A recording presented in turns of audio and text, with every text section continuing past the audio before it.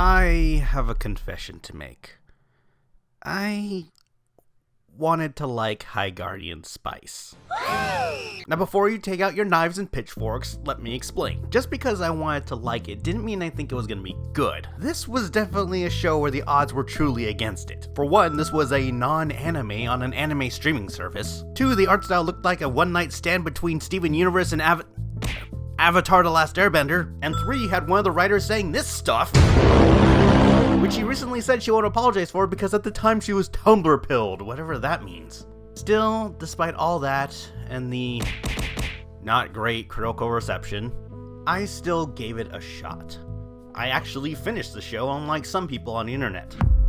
Of course, I'm not saying that the people who gave up on it don't have an opinion, because for me, it's always the 3-episode rule. If it doesn't grab me by 3 episodes, I'm free to drop it. Just like season 2 of the Animaniacs reboot. But anyway, because I did finish it, does that mean I thought the show was good, or is it because I had way too much time on my hands? Considering the title of this video, it's the latter. But that doesn't mean the show is without merit. Because here's the thing. High Guardian Spice is not good, but also it's not unwatchable. Of course, saying something is not unwatchable is pretty low praise. It's like eating bad food and saying, well, at least I didn't get food poisoning. But since I finished the show, that's gotta mean that there's some things I liked about it. And truth be told, yeah, there were things I liked about High Guardian Spice. Before I get into that, let's get into the story. 4 girls attend a magical academy. Yeah, that's it. That's the story. You've seen it many times before, and honestly, you've seen it done better. There's rivalries, young love, secrets, and irresponsible teachers. Only worse here, for some reason. Our main characters are Rosemary, Sage, Thyme, and Parsley, and they're relatively decent characters. Except for Parsley, she's just the best. Rosemary wants to know what happened to her mother, Ruby. Sage wants to learn more about magic. Thyme wants to help save her father. And Parsley just wants to go on adventures and not be stuck at home. Honestly, now that I think about it, Parsley is the most relatable of them all. During the course of the series, they meet other characters, such as Amaryllis, Snapdragon, Slime Boy. We'll get to Slime Boy. And other characters like teachers and fellow students. You know the drill. So yeah, pretty basic stuff. But because the show looks basic and looks unoriginal, and seems like there's nothing that differentiates itself from other shows, that doesn't mean it can't surprise. And High Guardian Spice does surprise, though probably not in the ways that you might be expecting. If you don't already know, this show actually opens with content warnings. Yes, this is a real content warning for High Guardian Spice. And despite what some people may lead you to believe, it's not because of certain reveals about certain characters that come later down the line. There's actually legitimate things about this that would warrant this content warning. Now, does that mean that High Guardian Spice is secretly a Goblin Slayer prequel? No, but I would watch a show about Parsley and Goblin Slayer fighting goblins. I mean, that would be amazing. But this show actually contains blood and, surprisingly, quite a bit of cursing. I think I counted maybe 5 or 6 instances of the word shit, a bastard, and even a couple of assholes. Not those assholes, but I mean the actual word asshole. Now that surprised me, because I was just expecting, cutesy fantasy show. But just because it surprised me doesn't mean I thought it was a good surprise. More or less, I have mixed feelings about it. I mean, on one hand, whoa, cool, it's actually more adult than I was expecting. But on the other, it's so tonally jarring from the rest of the series. Like, for most of it, like 80% of the entire series gives off this, cutesy, magical girl school vibe. But then every once in a while, a character will be like, I don't deal with that shit, or let's get that asshole. I mean, it's just weird. And then we have an episode where Sage bisects a water dragon. I mean, it's really graphic. And I think the larger problem with the show is that I have no idea who this is for. I mean, most of it comes across like it should be on like Netflix or Cartoon Network, but then all of a sudden, like stuff like this happens, I'm just confused. And I kind of want to think that this is an intentional choice, like it wants to give you the feeling that you're watching something cutesy, but then gives you graphic situations or swearing. But instead of something like Madoka Magica where it works, it doesn't here. And I can't decide if it's a problem of the art style or if it's a problem of the writing, but I'm just gonna say it's both. The art style is too cutesy for its own good, and the writing is too try-hard edgy for its own good. I mean, I'm really not one to talk about try-hard edginess because I like these movies, but it just felt like it didn't gel. Now, some of you might be aware that one of the other things that are leveled against this show is how woke it is. Now, personally, I don't have a problem when a show decides to tackle certain issues, but where I criticize something, it's how it's delivered. If you bring up a topic that either stops the show dead or just doesn't fit the tone or the world, I raise an eyebrow. Around episode 3, Rosemary goes to visit Professor Caraway. They get to talking, and Rosemary notices that Professor Caraway in pictures looks like a woman. So Rosemary notes that Professor Caraway looks different, and Professor Caraway says, I'm transgender. Now, there is nothing wrong with tackling the subject of transgenderism in fantasy shows. In fact, I actually find it very admirable. It's something you don't see talked about very often, and there's a certain earnestness and authenticity to it, given that the character is voiced by Ray Rodriguez, who is not only the creator of the show, but is also transgender. In that regard, it's something that's very cool and something that I very much applaud. But in terms of the writing, it feels too contemporary. Given that the show is all about magic, dragons, sorcery, all that stuff, it's like if you're watching Lord of the Rings and suddenly Legolas goes, I'm non-binary! It's not only jarring to hear, but also it just doesn't fit the world. And once the word is thrown out, then it goes back to being a fantasy and talking about transition magic and using potions and spells to make things work. And, you know, to be fair, that's not bad. But to call it transition magic, it just feels, I don't know. Now again, I'm not saying this to be offensive or contrarian or that it shouldn't be allowed in this kind of show, because let's be fair, with the content warning, it's fine. And if the content warning wasn't there, it's still fine. And to be even more fair, it's a hell of a lot better than when Mass Effect Andromeda did this. But, I don't know. I mean, it just felt tonally strange. But that's just me. The show has a really weird sense of humor. There are times when it's genuinely funny. Most of the time it involves Amaryllis, but there are genuine laughs all the same. But there were other times when the humor was just, I don't know, off? Like, take this moment. Professor Caraway is talking when suddenly... Sorry. I mean, look at that. Look at how that kid is standing. It's not an accident. He was trying to murder Professor Caraway. You know what? I'm just gonna put this here. And then there's this professor. Look, she lets her student get attacked by a flesh-eating plant. That's not funny. That's horrible. In fact, later on, this girl ends up dropping out around 7 episodes in. She is unironically the smartest character in the entire series. And then there's this part, in this one episode where they escape with a dragon. The dragon grows up super fast, it turns into a skeleton, and you think it's dead, but then this happens. I'm okay. Bye. Take care.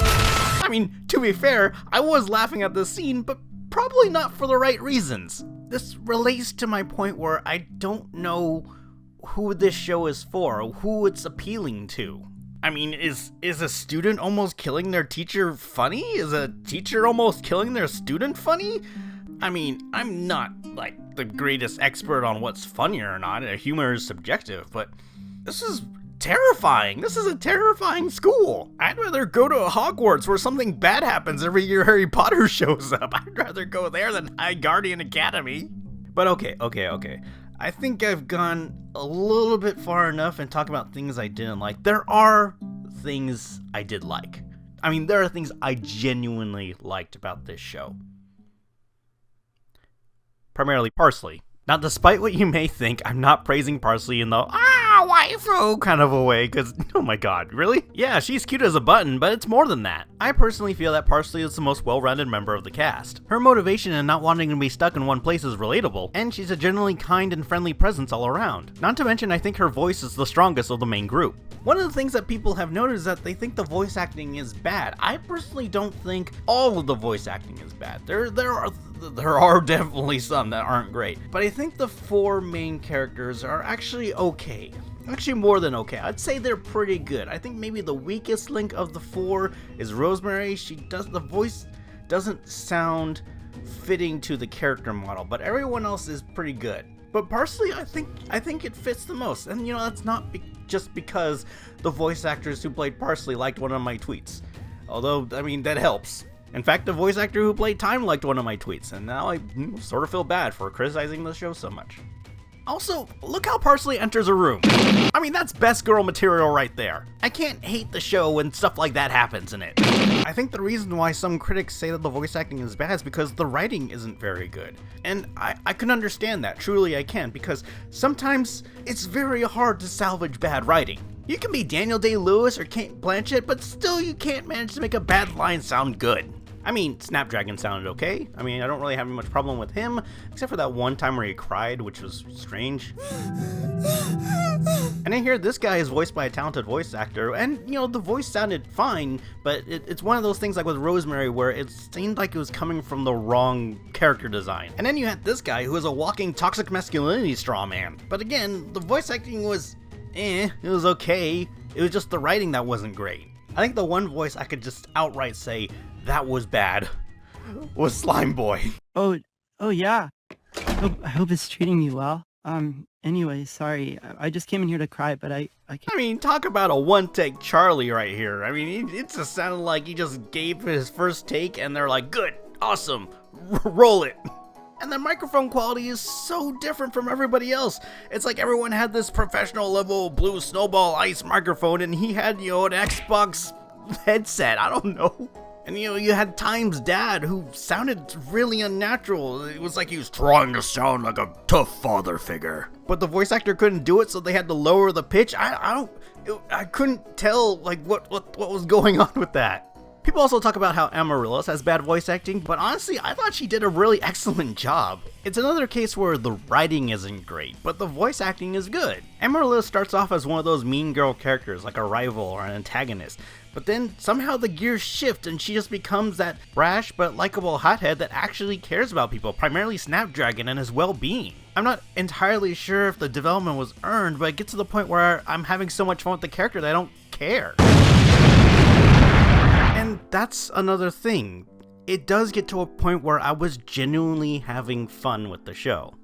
Not in that, haha, this show sucks kind of a way, look at it and point and laugh, but like, I was actually invested a little bit. But then again, that investment didn't come until halfway through the series.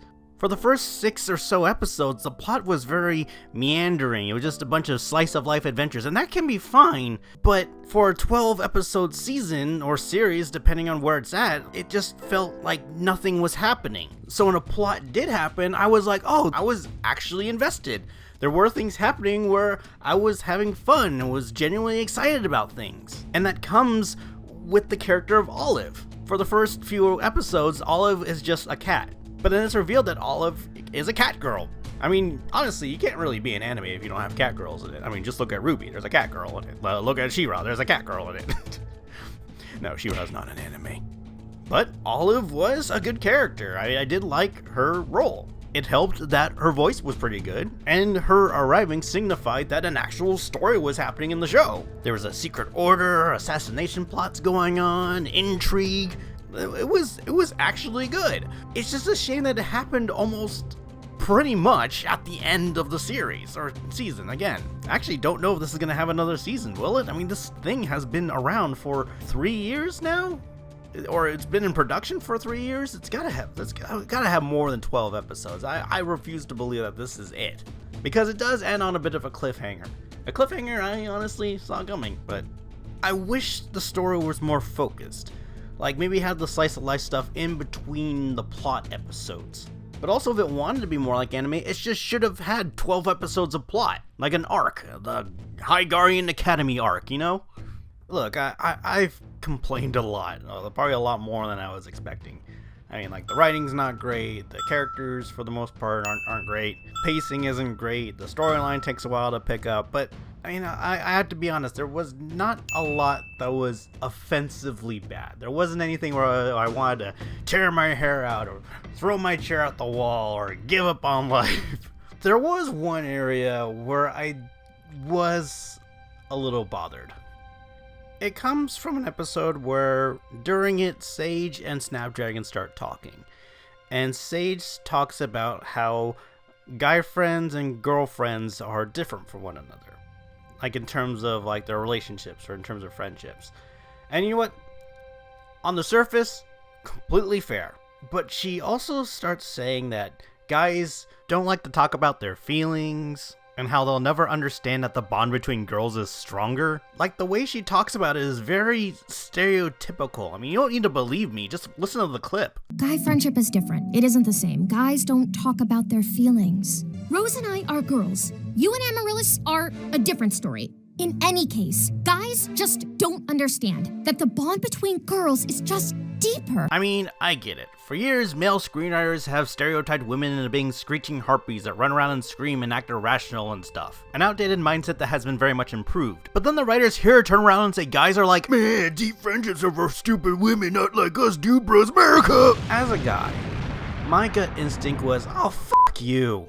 I mean, that was actually like my gut reaction when watching that scene. Because I have really close friendships.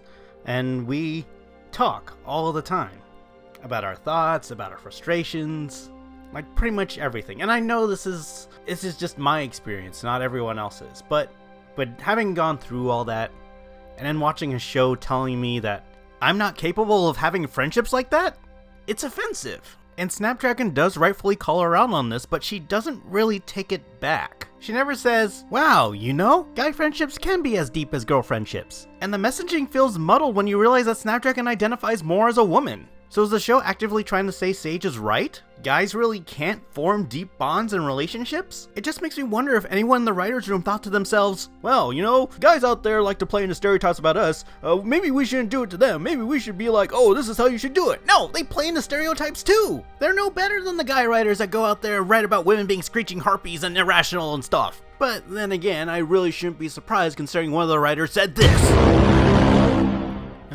I did say I didn't hate the show, right?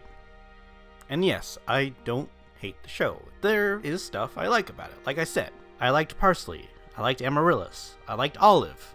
Those are 3 really good characters, and I had a lot of fun watching them whenever they're on screen. The voice acting is also mostly serviceable, like I said. There were some bad apples, but as a whole, it wasn't like, oh, this is awful, you know, someone cut my ears off.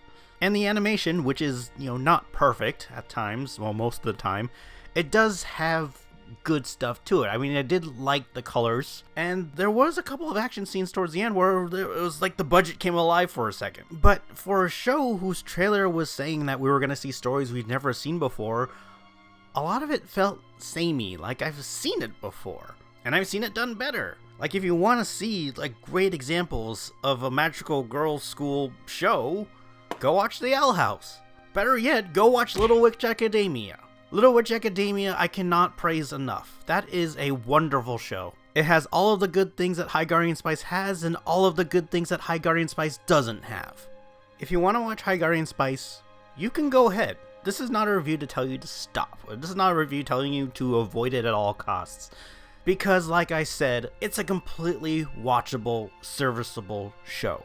Despite all of my problems with it, it doesn't deserve the critical lashing it's getting. It doesn't deserve that 1.4 on IMDb. Oh my god! It's a show where I feel the creator's heart is in the right place. There are a lot of things I admire about it. There's a lot of things I applaud about it.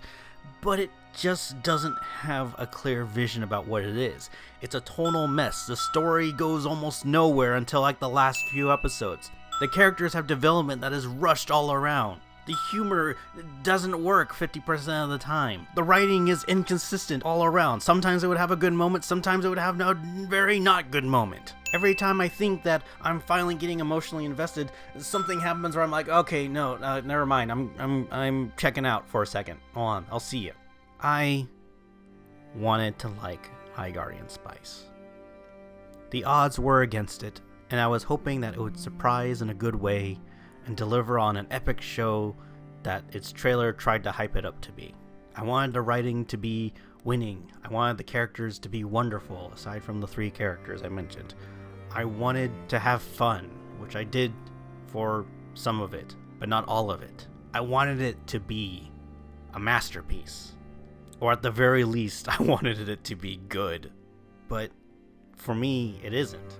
It's not good. It's not a disaster, but it's just not good.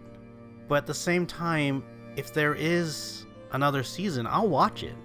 I want to see where it goes. I want to see what happens. I'm invested enough where I don't mind watching more of it, but I just wish it was better. Like, imagine how cool it would have been if after all the controversy, after all the nitpicking and complaining online by everybody, the show came out and it was an instant winner, a 10 out of 10 series, Emmy winnings, awards, it wins awards. Everyone loves each other. Everyone agrees that this was the biggest surprise we've ever seen. But it wasn't. It was just a show. It's just a show that exists. And I can't be like She-Ra, where it has a really great story, a really great premise, but a not great execution. This started off with a premise and story that was already not great to begin with. It was like a 6 out of 10 story to begin with.